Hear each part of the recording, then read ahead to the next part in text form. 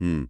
अगर कोई कहे कि आज लंच में जो टमाटर खाया गया है, या जो लिपस्टिक होठों पर लगाई गई है, या फिर जिस लैपटॉप पर अभी काम हो रहा है, इन सब का सीधा कनेक्शन डायनासोर के जमाने के छोटे छोटे समुद्री कीड़ों से है। सुनकर तो बिल्कुल किसी मजाक जैसा ही लगेगा। बिल्कुल। लेकिन सच कहूं तो ये कोई मजाक नहीं है। आज की इस खास चर्चा में हम एक ऐसे जादुई तरल पदार्थ के बारे में बात करने जा रहे हैं जो पानी नहीं है। हाँ, पानी तो बिल्कुल नहीं है। ये गाढ़ा, चिपचिपा और गहरे काले रंग का एक ऐसा मिश्रण है जिसे पूरी दुनिया काला सोना यानी ब्लैक गोल्ड कहती है। क्रूड ऑयल या कच्चा तेल।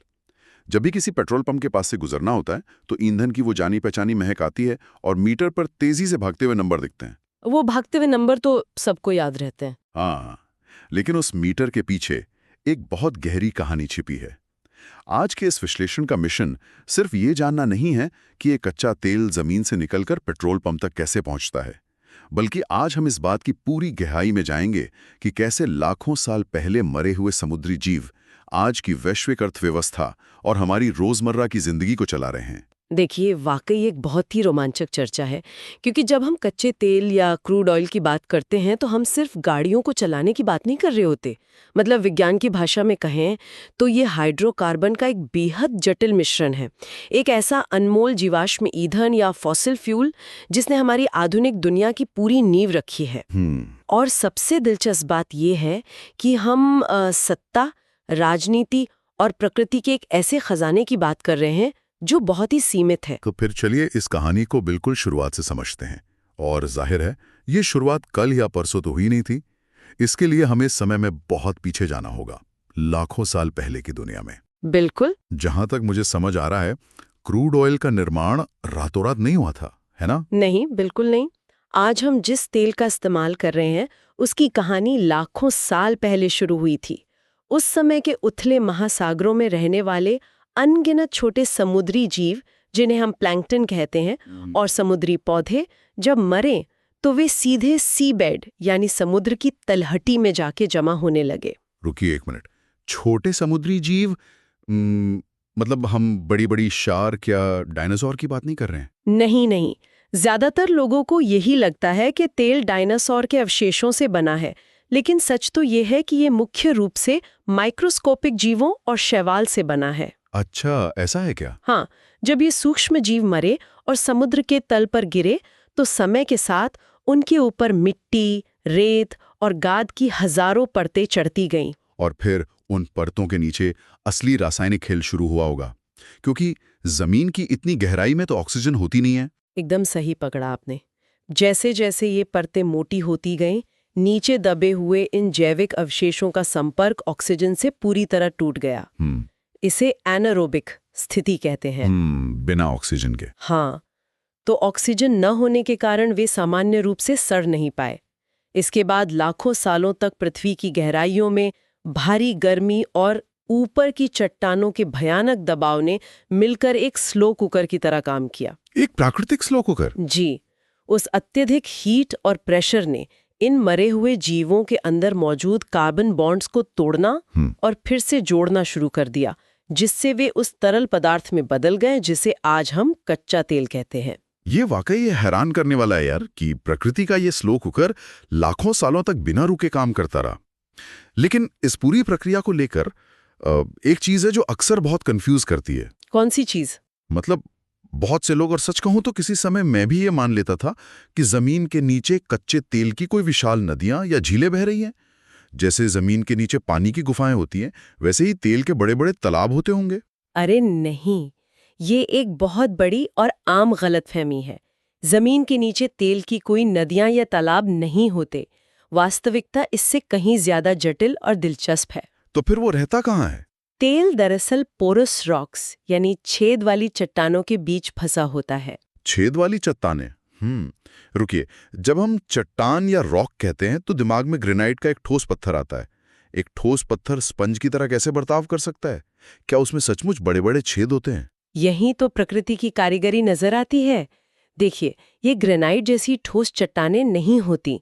ये आमतौर पर सैंडस्टोन या लाइमस्टोन होती हैं। अगर इन्हें माइक्रोस्कोप के नीचे देखा जाए तो इनमें रेत के कणों के बीच बहुत ही बारीक छोटे छोटे गैप या छिद्र होते हैं। अच्छा, तो वो एकदम ठोस नहीं होती? बिल्कुल, जैसे एक स्पंज अपने अंदर पानी सोख लेता है, वैसे ही ये चट्टानें अपने उन लाखों करोड़ों बारीक छिद्रों के अंदर इस तेल को सोख कर रखती हैं। विज्ञान की भाषा में इस पूरी संरचना को रिजर्वोयर कहा जाता है। तो अगर हम जमीन के नीचे का नजारा देखने के लिए एक बहुत बड़ा एक्सरे करें, तो वो आखिर दिखेगा कैसा? मेरे दिमाग में तो ये एक लेयर केक की तरह आ रहा है। एक बहुत ही खास क्रम होता है वहाँ, है ना? हाँ, लेयर केक इसका एक बहुत ही सटीक उदाहरण है। जमीन के नीचे चट्टानों के बीच फंसी हुई चीजों का एक स्पष्ट प्राकृतिक क्रम होता है जो उनके वजन पर निर्भर करता है। वजन के हिसाब से? जी, सबसे नीचे भारी खारा पानी होता है। क्योंकि पानी भारी है इसलिए वो नीचे बैठ जाता है। उस पानी की परत के ठीक ऊपर हमारा काला सोना यानी कच्चा तेल तैरता रहता है। पानी के ऊपर तेल तैरता है, ये तो बेसिक साइंस है। बिल्कुल।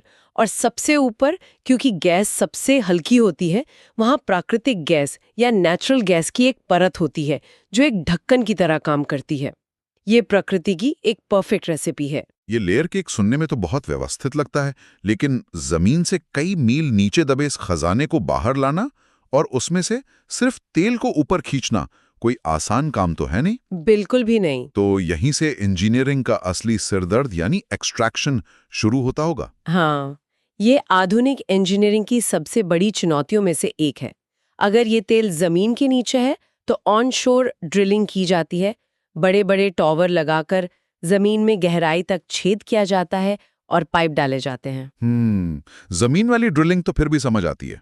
लेकिन अगर ये तेल समुद्र के नीचे मौजूद चट्टानों में है तो मामला कई गुना ज्यादा चुनौतीपूर्ण हो जाता है। तब वो विशाल ऑफशोर रिग्स बनाए जाते हैं ना? वे संरचनाएं जो समंदर के बीचों बीच तैरते हुए लोहे के शहर जैसी दिखती हैं। सही कहा, वे सच में इंजीनियरिंग का चमत्कार हैं। समुद्र की लहरों और तूफानों के बीच स्थिर रहकर वे समुद्र के तल में हजारों फीट नीचे ड्रिल करते हैं और पाइपों के जरिए तेल को ऊपर खींचते हैं।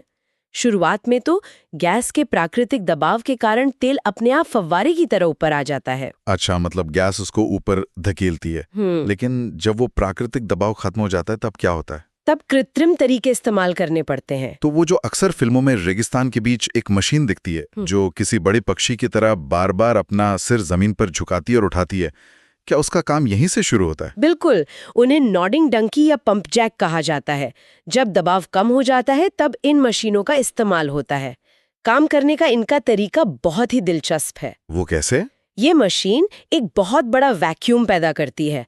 इसे ऐसे समझा जा सकता है जैसे किसी बहुत ही गाढ़े मिल्क शेक को एक लंबी स्ट्रॉ से खींचना। अरे वाह, मिल्क शेक का उदाहरण। हाँ, मशीन का सिर जब ऊपर उठता है तो वो पाइप के अंदर दबाव पंप कर देता है और नीचे का तेल उस खाली जगह को भरने के लिए तेजी से ऊपर की तरफ खींचाता है। ये मिल्कशेक वाला उदाहरण बहुत सटीक है। लेकिन जमीन से जो चीज बाहर निकलती है वो वैसी बिल्कुल नहीं होती जैसी हम पेट्रोल पंप पर देखते हैं, है ना?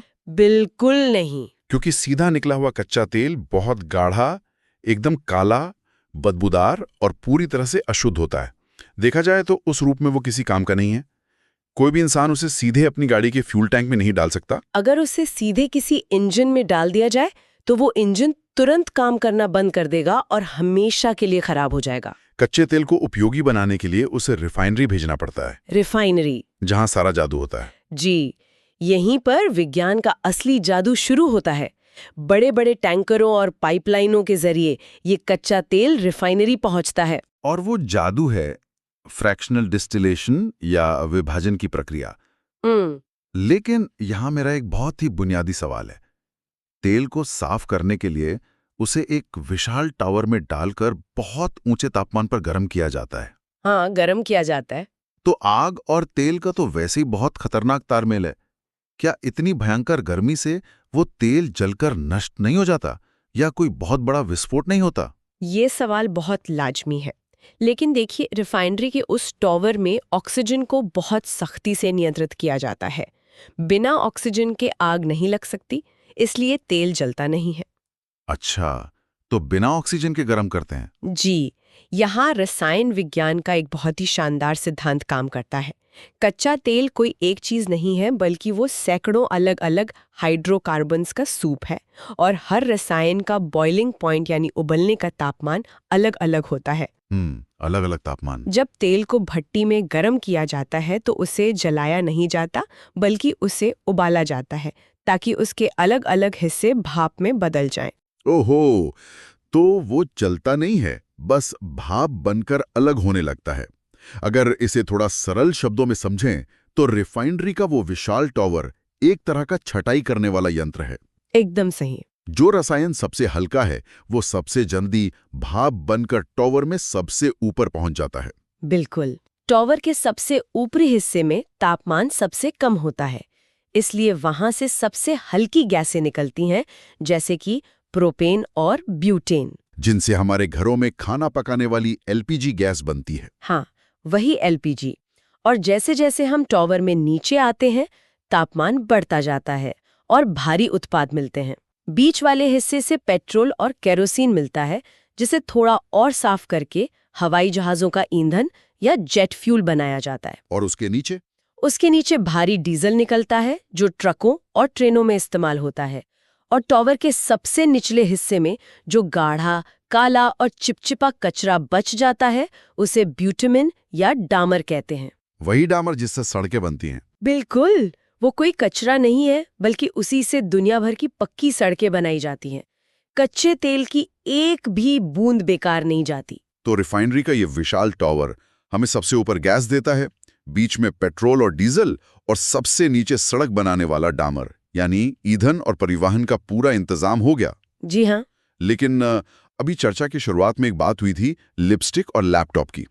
क्या मैं उस टॉवर में कोई पाइप देखना भूल गया? ये प्लास्टिक और कॉस्मेटिक्स का कनेक्शन कहां से आ गया? यहीं से बात वाकई बहुत दिलचस्प हो जाती है, क्योंकि जब भी कच्चे तेल की बात होती है तो दिमाग में सिर्फ गाड़ियां या हवाई जहाज ही आते हैं। जाहिर है, हम सब यही सोचते हैं। लेकिन सच्चाई ये है कि रिफाइनरी के उस टॉवर से कुछ ऐसे बाय प्रोडक्ट्स भी निकलते हैं जिन्हें पेट्रोकेमिकल्स कहा जाता है। ये पेट्रोकेमिकल्स हमारी आधुनिक दुनिया के निर्माण खंड या बिल्डिंग ब्लॉक्स है।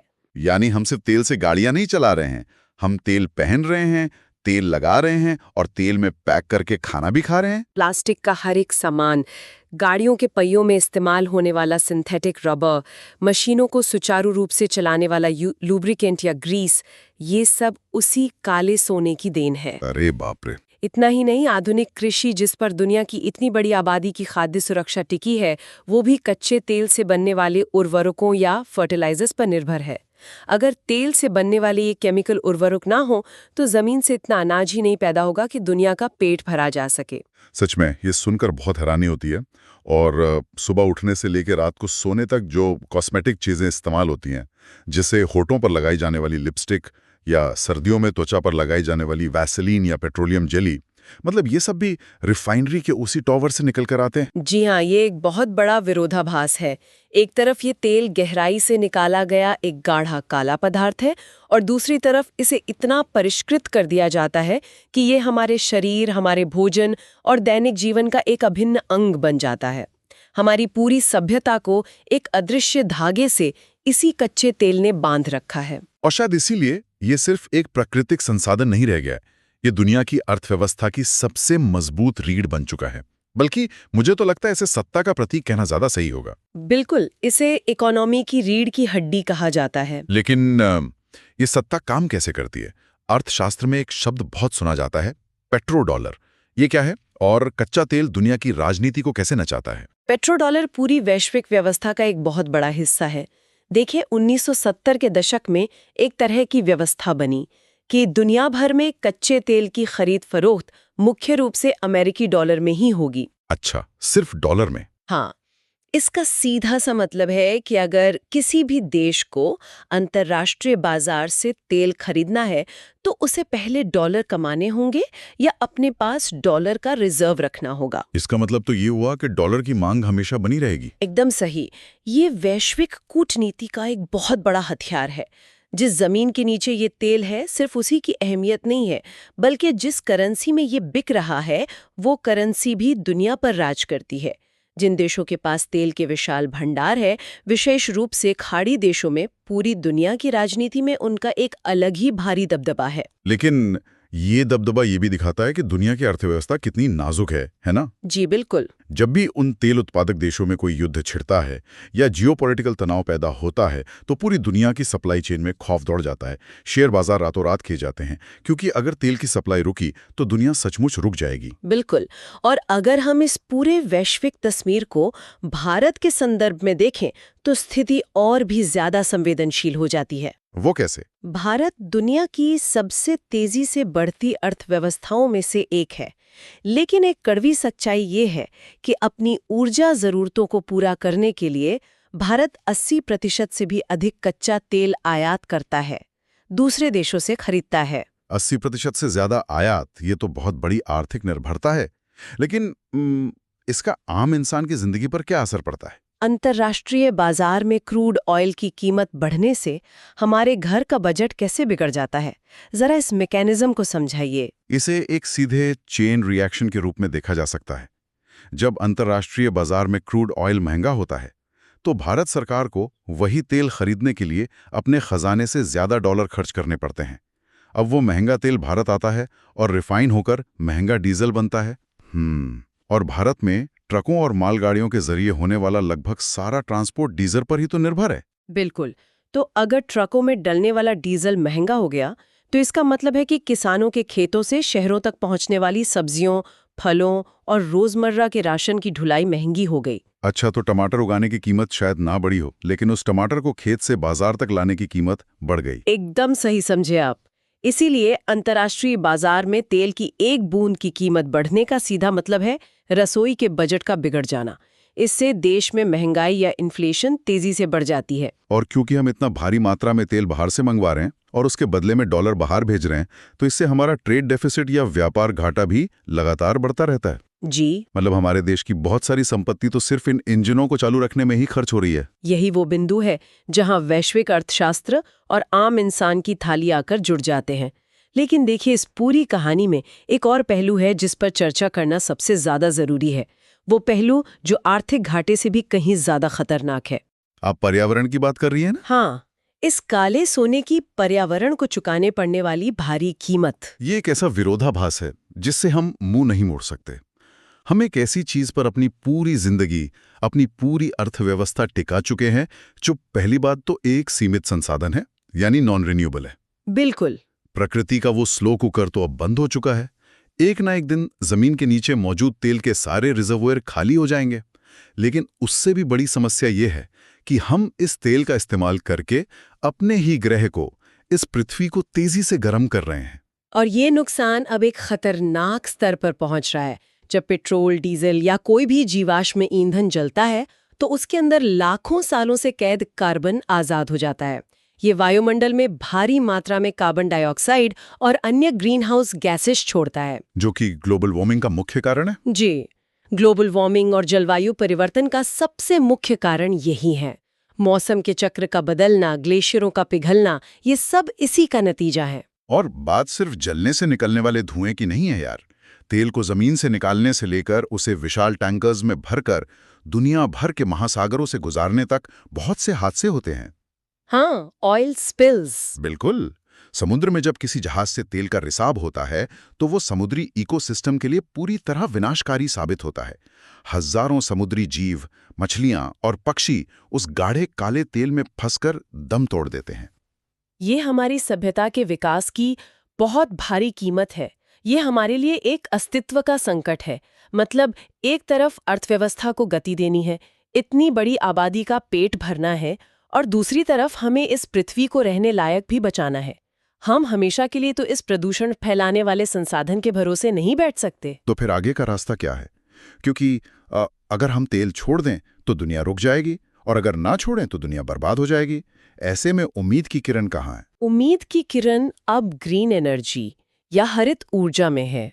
पूरी दुनिया में अब एक बहुत बड़ा और तेजी से बदलाव आ रहा है, जिसे हम रिन्यूएबल एनर्जी की तरफ कदम बढ़ाना कहते हैं। ये अब कोई विकल्प नहीं है, बल्कि हमारे जिंदा रहने की जरूरत बन चुका है। हमें ऊर्जा के उन स्रोतों की ओर मुड़ना ही होगा जो कभी खत्म नहीं होते और जो कार्बन का उत्सर्जन नहीं करते। जैसे सूरज की रोशनी और हवा। बिल्कुल। सौर ऊर्जा, पवन ऊर्जा और अब सबसे नई तकनीक जिसे ग्रीन हाइड्रोजन कहा जा रहा है। और अगर हम यातायात की बात करें, जो कि कच्चे तेल का सबसे बड़ा उपभोक्ता है, तो दुनिया अब तेजी से इलेक्ट्रिक वाहनों या ईवी की तरफ रुख कर रही है। और भारत भी इस ग्रीन शिफ्ट में बहुत तेजी से कदम बढ़ा रहा है। जी हाँ, बड़े बड़े सोलर पार्क बनाए जा रहे हैं, ईवी इंफ्रास्ट्रक्चर तैयार किया जा रहा है। इसका अंतिम लक्ष्य सिर्फ एक है, कच्चे तेल पर इस खतरनाक निर्भरता को किसी भी तरह से तोड़ना। तो अगर इस पूरी गहन चर्चा के धागों को एक साथ समेटें, तो ये बात बिल्कुल साफ हो जाती है कि कच्चे तेल या ब्लैक गोल्ड ने ही आधुनिक दुनिया का निर्माण किया है। इसमें कोई शक नहीं है। इसी ने हमें तेज रफ्तार गाड़ियां दी, प्लास्टिक के रूप में एक अद्भुत सामग्री दी और खेती के तरीके बदलकर करोड़ों लोगों को जीवन दिया। लेकिन अब दुनिया को आगे बढ़ने और सुरक्षित रहने के लिए ऊर्जा के अपने तरीके बदलने ही होंगे। बिल्कुल बदलने ही होंगे। ये एक ऐसा सफर है जो लाखों साल पहले समुद्र की गहरी शांत और अंधेरी तलहटी में छोटे जीवों के मरने से शुरू हुआ था और अब आसमान में चमकते सूरज की रोशनी यानी सौर ऊर्जा की ओर बढ़ रहा है। ये मानव इतिहास का सबसे महत्वपूर्ण संक्रमण काल है। ऊर्जा के स्रोत का बदलना सिर्फ इंजनों का बदलना नहीं है, ये पूरी दुनिया के शक्ति संतुलन का बदलना है। और इसी से जुड़ा है वो आखिरी विचार जो हम आज छोड़कर जाना चाहते हैं, ताकि इस पर थोड़ा और सोचा जा सके। जरा इस बात पर गौर कीजिए, जब दुनिया पूरी तरह से ग्रीन एनर्जी, सोलर पैनल और इलेक्ट्रिक गाड़ियों पर शिफ्ट हो जाएगी, जब किसी को जमीन से तेल निकालने की जरूरत ही नहीं पड़ेगी, तब उन देशों के आर्थिक और राजनीतिक वर्चस्व का क्या होगा जिनकी पूरी ताकत, जिनका पूरा रुतबा आज सिर्फ इसी काले सोने के दम पर टिका है। ये एक बहुत ही गहरा सवाल है। क्या ऊर्जा का वो नया और स्वच्छ स्वरूप दुनिया के राजनीतिक नक्शे को हमेशा के लिए बदल कर रख देगा? ये तो आने वाला वक्त ही बताएगा। लेकिन जब भी ऐसा होगा, तब जमीन के गहरे अंधेरे में दबे उन लाखों साल पुराने समुद्री जीवों के अवशेष अंततः शांति से आराम कर सकेंगे और मानव जाति अपनी ऊर्जा सीधे आसमान से ले रही होगी। आज की इस विस्तृत चर्चा में शामिल होने के लिए बहुत बहुत धन्यवाद। उम्मीद है ये जानकारी काम की लगी होगी। मिलते हैं अगली बार।